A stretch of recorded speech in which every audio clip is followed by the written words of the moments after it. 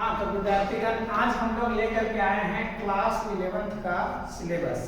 ठीक है, तो आज आपको बताने जा रहे हैं कि जो बच्चे साइंस स्ट्रीम लेने वाले हैं उनको साइंस सब्जेक्ट में जैसे फिजिक्स, केमिस्ट्री और मैथ में आपको कौन कौन से चैप्टर पढ़ना है उसका संपूर्ण जानकारी आपको लेकर के आए हैं। ठीक है, तो सबसे पहले तो आप ये समझिए कि जो बच्चे अभी 10th कर करके कुछ बच्चे आते हैं उनको अभी पता नहीं होता है कि सर कौन सा हमको सब्जेक्ट लेना है, तो आपको मैं बता रहा हूँ विद्यार्थीगण कि सबसे पहले कि साइंस स्ट्रीम में कौन कौन से सब्जेक्ट का ऑप्शन होता है और कौन कौन से सब्जेक्ट आप ले सकते हैं। ठीक है, तो साइंस अगर आप लेना चाह रहे हैं, जो बच्चे साइंस लेना चाह रहे हैं, साइंस में एक्चुअली दो भागों में हम लोग डिवाइड करते हैं बेटा। एक पहला पार्ट हो जाएगा आपका मैथ स्ट्रीम और दूसरा हो जाएगा बायो वाला।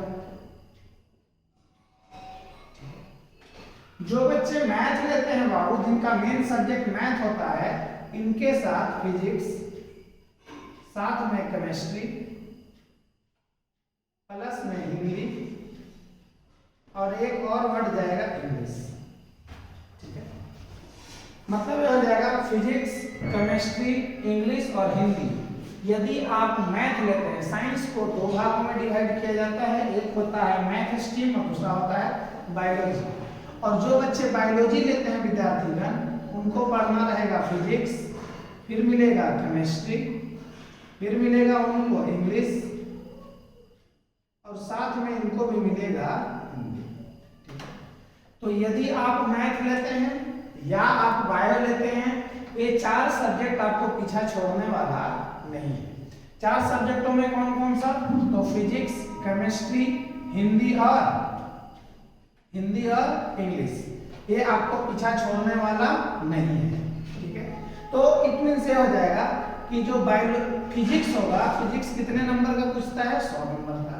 केमिस्ट्री कितने नंबर का? 100 नंबर का। हिंदी भी 100 नंबर का और इंग्लिश भी 100 नंबर का पूछता है विद्यार्थी। उसी तरीके से यहाँ पर भी आएंगे, ये भी 100 नंबर का होगा, केमिस्ट्री भी 100 नंबर का होगा, इंग्लिश भी 100 नंबर का होगा और हिंदी भी 100 नंबर का होता है। ये तो हो गया कि हम लोग साइंस स्ट्रीम को दो भागों में बांटे। यदि मेन सब्जेक्ट आपका, इसको बोलेंगे बाबू क्या? Main subject. इसको भी बोलेंगे क्या? Main subject. यदि आप मेन सब्जेक्ट में मैथ लेते हैं तो ये चार सब्जेक्ट को आपको पढ़ना ही पढ़ना है। आप बायो भी लेते हैं तो ये चार सब्जेक्ट आपको पढ़ना ही पढ़ना है। ठीक है, तो बायो लेंगे तो 400 एक बायो का, तो कितना हो जाएगा बाबू?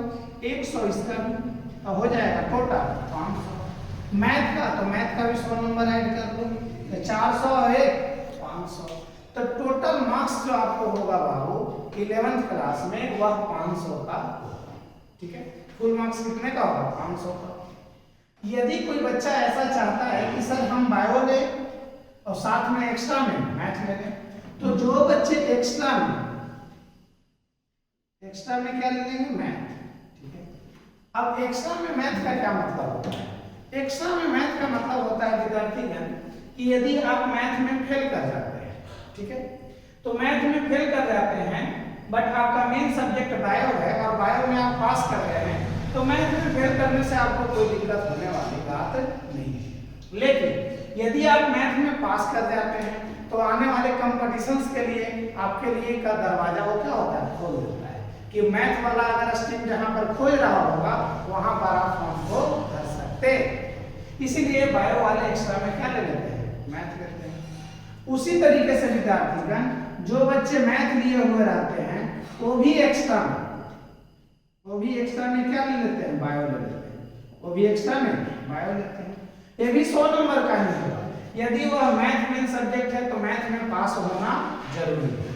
बायो आपका मेन सब्जेक्ट है तो बायो में पास होना जरूरी है।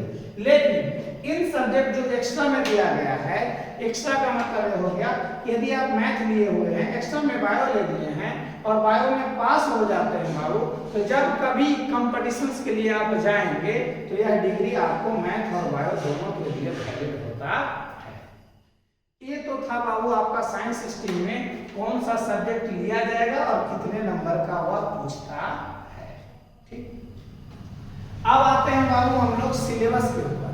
तो सिलेबस में हमको बताया गया है, सबसे पहला हम लोग पढ़ेंगे बाबू सिलेबस ऑफ फिजिक्स, कि फिजिक्स का सिलेबस में कौन कौन से चैप्टर हम लोगों को पढ़ना है। ठीक, तो जो फिजिक्स का सिलेबस है बाबू, उसमें सबसे पहला चैप्टर आप लोगों का है भौतिक जगत एवं मात्रक और माप।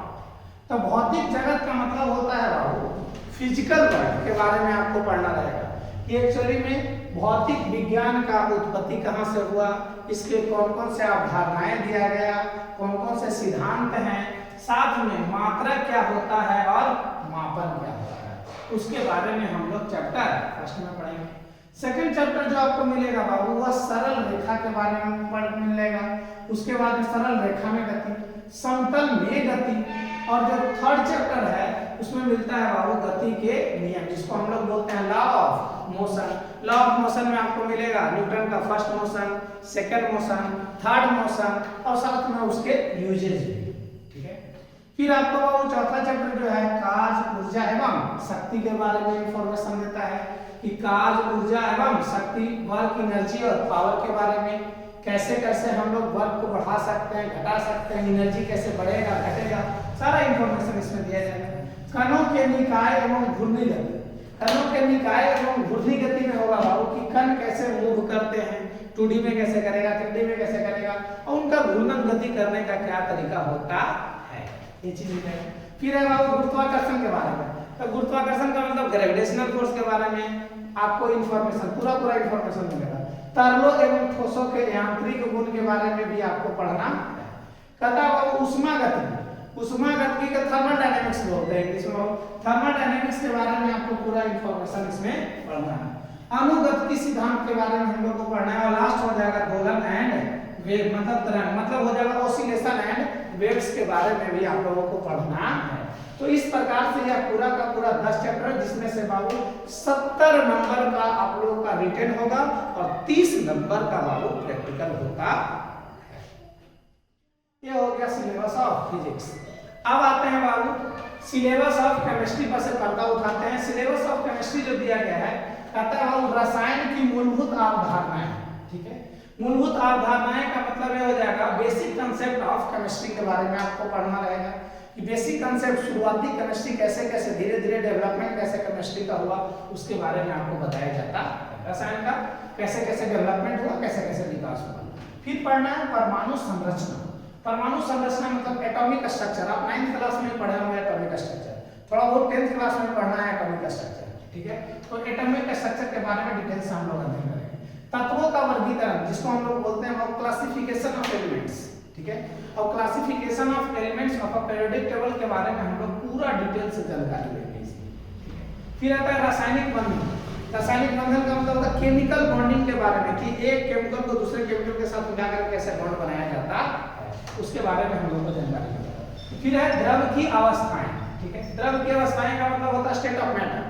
मैटर के कौन कौन से स्टेट में, आपको 2 रूप से स्टेट आपको पढ़ना रहेगा, लिक्विड स्टेट और गैसियस स्टेट आपको पढ़ना रहेगा, और सॉलिड स्टेट को सेकंड ईयर में पढ़ना है। ठीक है, फिर से आ गए हम देखो ऊष्मा गतिकी।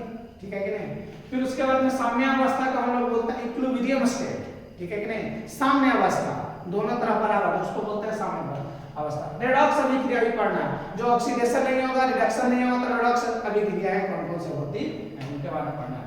हाइड्रोजन के बारे में पूरा पढ़ना है आपको। ठीक है, कार्बो तथा हाइड्रोकार्बन्स के बारे में हम लोगों को पढ़ना है, कौन कौन से हाइड्रोकार्बन्स मिल करके क्या क्या कंपाउंड बनाते हैं। फिर एक कार्बनिक रसायन के बारे में पढ़ना है, जिसको कार्बनिक यौगिक के नाम से भी जानते हैं, उसमें आप लोगों को पूरा इंफॉर्मेशन दिया जाएगा। ठीक है, उसके बाद में बाबू लास्ट जो आप लोगों का चैप्टर जो हम पढ़ाएंगे वह होता है बाबू सिलेबस ऑफ मैथ। मैथ का सिलेबस में देखिए क्या है, सबसे पहला चैप्टर है समुच्च।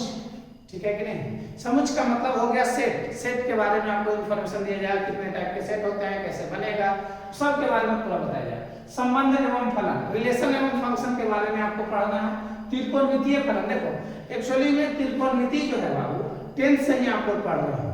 ठीक है, वहां पर त्रिकोणमिति पढ़े, यहाँ त्रिकोणमितीय फलन पढ़िएगा, आगे त्रिकोणमिति रेशियो पढ़िएगा। ठीक है कि, और 12th में जब आप पढ़ रहे होंगे तो वहां पढ़िएगा त्रिकोणमिति इनवर्स, प्रतिलोम त्रिकोणमिति, इनवर्स ट्रिग्नोमेट्रिक फंक्शन के बारे में इंफॉर्मेशन दिया जाएगा। सम्मिश्र संख्याएं का मतलब होता है कॉम्प्लेक्स नंबर, जिसको हम लोग कठिन संख्या के नाम से जानते हैं। कठिन संख्या है मतलब जिसमें आयोटा आयोटा के बारे में हम लोग चर्चा करेंगे वहां पर, ठीक है। क्रमचय एवं संचय का मतलब होता है परमुटेशन एवं कॉम्बिनेशन, मतलब किसी चीज को कैसे सजा करके डेकोरेट करके लिखने का कितने तरीका हो सकता है, कितने वे हो सकते हैं। ये बहुत इंपॉर्टेंट चैप्टर है जनरल कंपटीशन के पॉइंट ऑफ व्यू से तो बहुत ज्यादा, मैक्सिमम जितने भी आज के टाइम में कंपटीशन है और जनरल कंपटीशन उस सब में इसमें पूछा जाता है। फिर द्विपद प्रमेय के बारे में पढ़ा जाएगा, आपको टेबल बनाएंगे, ठीक है कि नहीं, इसमें बताया जाएगा। अनुक्रम एवं श्रेणी के बारे में, श्रेणी में आप लोग पढ़े होंगे बाबू अर्थमेटिक प्रोग्रेशन जिसको समानांतर श्रेणी कहते हैं। अब आप लोग अभी समानांतर श्रेणी पढ़े हैं, इसमें हम लोग एपी भी पढ़ेंगे, एपी तो आप लोग पढ़े भी, उसमें और डिटेल से पढ़ेंगे, एपी भी पढ़ेंगे, जीपी भी पढ़ेंगे और एचपी भी पढ़ेंगे, हार्मोनिक प्रोग्रेशन तक आपको बताया जाएगा। सीमा एवं अवकलज, सीमा का मतलब होता है बाबू लिमिट, अवकलज का मतलब होता है डिफरेंशिएट, मतलब सीमा और अवकलज का मतलब कि लिमिट और डेरिवेटिव्स आपको दोनों पढ़ना है, यह कैलकुलस का पार्ट है, थोड़ा सा आपको झलक मिलेगा, ठीक है। सांख्यिकी का मतलब होता है स्टैटिक्स, आप लोग को पहले भी पढ़े होंगे, बनाया होंगे सांख्यिकी। प्रायिकता का मतलब होता है प्रोबेबिलिटी, प्रोबेबिलिटी का मतलब बाबू कि कोई घटनाएं घटेगी या नहीं घटेगी उसकी संभावना को यह बताता है, जिसका नाम है प्रायिकता। और लास्ट है बाबू द्विघातीय समीकरण, जो आप लोग क्लास 10th में पढ़े हैं, जिसका नाम है क्वाड्रेटिक इक्वेशन। यह है आपका पूरा होल सिलेबस दिया गया है बाबू क्लास 11th का, जिसमें बाबू फिजिक्स, केमिस्ट्री और मैथ यही इनका चैप्टर है। और एक्चुअली में साइंस वाले बच्चों का पूरा आप लोग का इंफॉर्मेशन दे दिया गया है। सारे बच्चे सबके पास इसको आप शेयर भी कर दें ताकि उनको भी यह इंफॉर्मेशन मिल जाए। 2023 का यह सिलेबस है विद्यार्थीगण, आप लोग को यह चैप्टर बाय चैप्टर एक करके सारा क्लास में करा दिया जाएगा, ठीक है। तब दूसरे वीडियो में मिलते हैं, तब तक के लिए नमस्कार।